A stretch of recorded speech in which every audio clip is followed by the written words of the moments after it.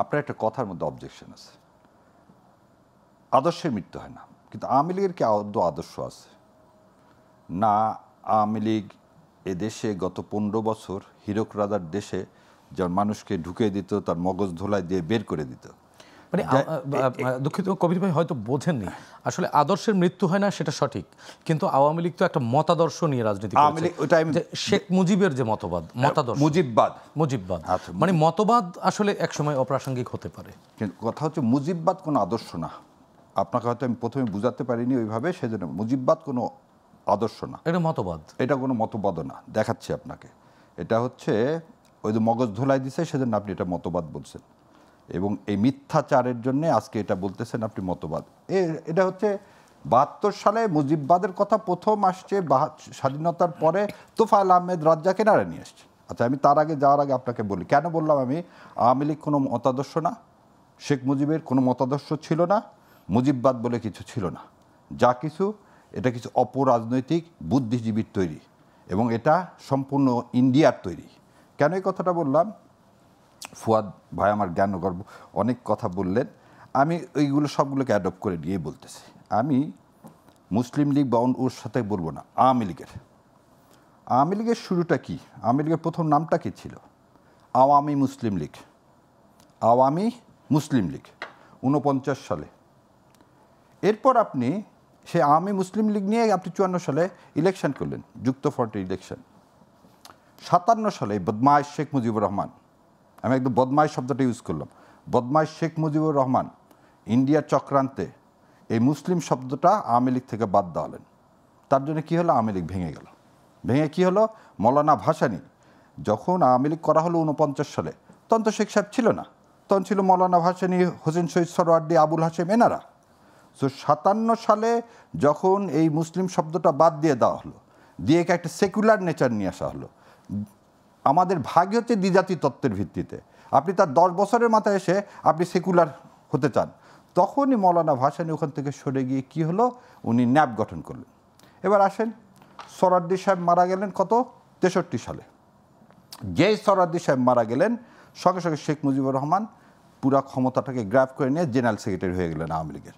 তখন একটা নামমাত্র আব্দুর রশিদ তর্গবাগিসকে সেই সময় সভাপতি বানালেন। কেন এই কথাটা বলতেছে? আওয়ামী লীগ যে মতাদর্শ সৃষ্টি হলো, আওয়ামী মুসলিম লীগ, সেখানে কিন্তু আর আওয়ামী লীগ থাকলো না। তাহলে 63-র পরে কী হলো? 63-র পর দেখেন 62 সালে ফারাক্কাবাদ হলো, ফারাক্কাবাদের কাজ শুরু হলো। 65 সালে ভারত পাকিস্তান যুদ্ধ হলো। এই যুদ্ধের পর, এই যুদ্ধের সময় এই জিনিসটা পাবেন যে অনেকের বইয়ের মধ্যে আছে, বাংলাদেশ প্রতিদিনের এটা 24শে সেপ্টেম্বর 2014 সালে এই ঘটনাটা ছাপা হয়েছিল।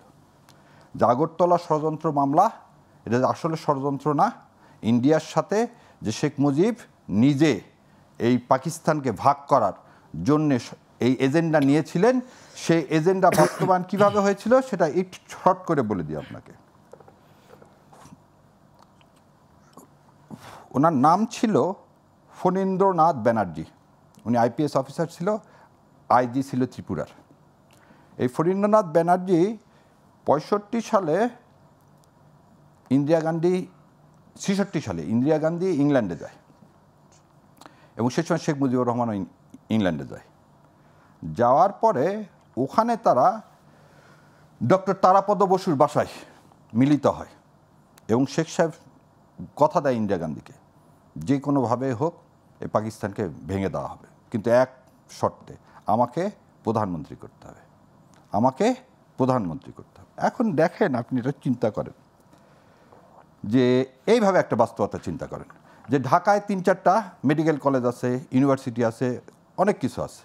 উত্তরবঙ্গ, সারা উত্তরবঙ্গ দক্ষিণবঙ্গ মিলে মাত্র একটা ইউনিভার্সিটি, রাজশাহী ইউনিভার্সিটি।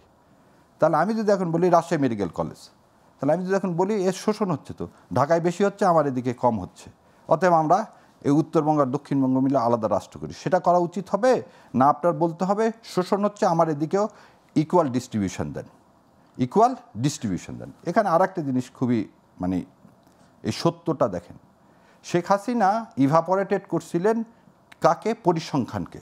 সেটা আইএমএফ ধরে ফেলে দেয় IMF ধরে ফেলে দিয়ে বলে না তোমার অ্যাকচুয়াল জিডিপি কোনো দিনই 7 বা 8% না, তোমার অ্যাকচুয়াল জিডিপি 4%-এর নিচে। এবং তারা বারবার IMF কাগজ চায়, কিন্তু কাগজ দেয় না। ঠিক শেখ সাহেবের সময় শেখ সাহেব করলেন কি, সারা পূর্ব পাকিস্তানের মানুষকে বললেন করাচির রাস্তা সোনা দিয়ে তৈরি, করাচির রাস্তা সোনা দিয়ে তৈরি, আর আমাদের দিকে কিছু হচ্ছে না, আমাদের দিকে কিছু হচ্ছে না। আপনার মাধ্যমে সারা দেশবাসীকে বলি, যখন পূর্ব পাকিস্তান এবং পশ্চিম পাকিস্তান 48 সালে ভাগ হয়ে আসলো 47-এ, তখন আমাদের এদিকে একটা ইউনিভার্সিটি নাই, একটা মেডিকেল কলেজ নাই, একটা ইন্ডাস্ট্রিজ নেই। আমাদের এখানে কি ছিল? আমাদের এখানে মাত্র 10টা সুগার মিল ছিল, আর ছিল কি টেক্সটাইল মিল ছিল কিছু, এ বাদে ইন্ডাস্ট্রি বলতে কিছুই ছিল না। 51 সালে আদমজি জুট মিল হলো। কে করলেন?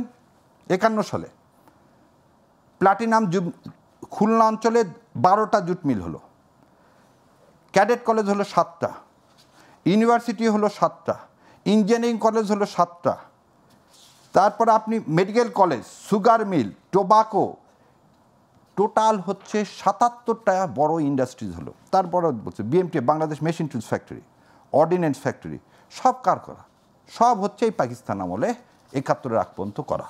সো ওই পরিসংখ্যানটা উনি কী করলেন, পরিসংখ্যানটা মানুষের সামনে ওইভাবে না দিয়ে মানুষকে বৈষম্যর কথা বলে মানুষকে ডাইভার্ট করলেন। তাহলে একটা লোকের যদি মুজিববাদ বলে থাকেন, তাহলে একটা লোকের প্রথম উদ্দেশ্যটাই হচ্ছে খারাপ, এই দেশটাকে ভাগ করতে হবে, করে ইন্ডিয়ার হাতে কিভাবে তুলে দেওয়া যায়। আসেন 70 সালে ইলেকশন, ভাইদের কথা বলছে, ভাসানী ন্যাপ সেই সময় যদি ইলেকশনে পার্টিসিপেট করতো, শেখ সাহেব জীবনে কোনোদিন সংখ্যাগরিষ্ঠতা পারতো না। ভাসানী কি বললেন, যে ভোটের আগে ভাত চাই বলে তিনি ইলেকশন থেকে সরে আসলেন, যাতে মানুষ এক পাতা হয়ে কি করতে পারে, ভোট দিতে পারে, তাই তো?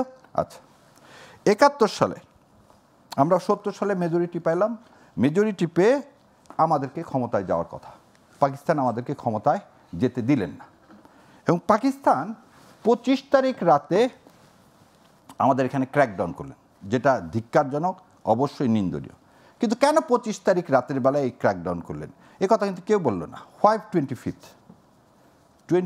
একটু মনে করে রাখেন, 14 তারিখে এই ঢাকায় বিহারিদের উপরে, ঢাকা, সৈয়দপুর, সান্তাহার, এই 3 জায়গায় বিহারিদের উপরে অত্যাচার চালানো হলো, বিহারিদেরকে কী করা হলো, নিশ্চিহ্ন করা হলো। এবং সেই দিন বিহারি মারা গেছে প্রায় 6 থেকে 7 হাজার। এই 6 থেকে 7 হাজার বিহারি মারা যাওয়ার পরেই অপারেশন সার্চলাইট নামানোর কথা। কারা করলো? এই বিহারিকে হত্যা করলো কারা, সেটা যদি এখন বলেন, সমস্ত ইতিহাস বলতেছে এই মুজিববাদের লোকজনরা। তার কোনো দালিলিক প্রমাণ আছে? আছে, আমি বলে দিচ্ছি। গেল, কিন্তু কথা হলো তার মানে এনাদের সরকার 25 তারিখ রাতে ওই ইস্যুকে নিয়ে এসেই আমাদেরকে কি করতে পারে, এই নির্মমভাবে করতে পারে।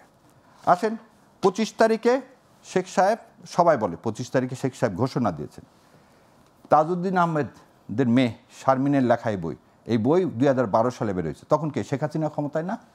এই বইয়ের 60 নম্বর পাতায় বলতেছে অডিও নিয়ে গেছে কে, তাজউদ্দিন আহমেদ। আর এই প্রসঙ্গে একটু বলে রাখি, তাজউদ্দিন আহমেদ কিন্তু একটা হাফেজে কোরআন, আমি জানি না আপনারা জানেন কি না, একজন হাফেজে কোরআন। সে বলতেছে আমি অডিও রেকর্ড নিয়ে গেলাম যে আপনি সারা দেশের জন্য যুদ্ধের ঘোষণাটা দেন। শেখ মুজিব উত্তরে কি বলল জানেন? শেখ মুজিব বলল, বাড়ি গিয়ে নাকে তেল দিয়ে ঘুমিয়ে থাকো, পরশুদিন হরতাল ডেকেছি।